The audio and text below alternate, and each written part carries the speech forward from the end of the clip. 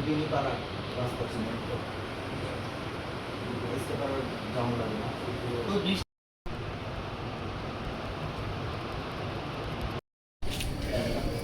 এই যে রাস্তাটা 4 লাইনের যে রাস্তা, এই রাস্তা আমরা জানি শুনছি আমাদের গ্রামের মাদক মাস্টারপাড়া গ্রামের উপর দিয়ে এই ন্যাশনাল 4 যে রাস্তাটা যাই।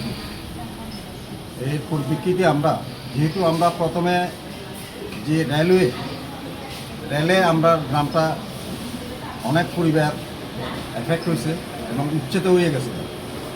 Next national 44A NS 44A এখানেও আমরা এফেক্ট হয়েছি, মানে 2 টাইম, এইবার হইতেছে থার্ড টাইম যদি আমরা এফেক্ট হই অনেক পরিবার মানে আরও উচ্ছেদ হইব এই গ্রাম থেকে।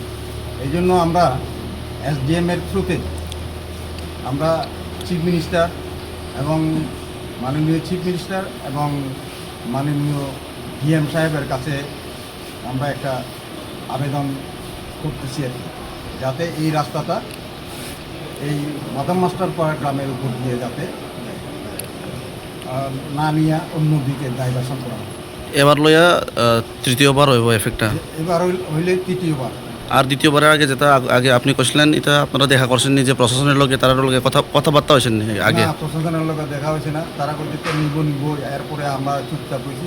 তবে এইবার থার্ড টাইম যেহেতু আমরা রিকোয়েস্ট করব মাননীয় চিফ মিনিস্টার এবং মাননীয় DM সাহেবের কাছে আমরা রিকোয়েস্ট করতেছি SDM থ্রুতে আমরা যাতে রাস্তাটা এইদিকে না নিয়ে অন্যদিকে যাতে নেওয়া হয় আর কি।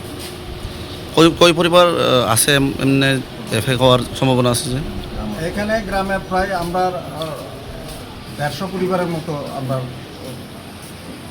ফ্যামিলি আছে। তো SDM আসার পরে কি আশ্বাস দিচ্ছেন SDM সাহেব?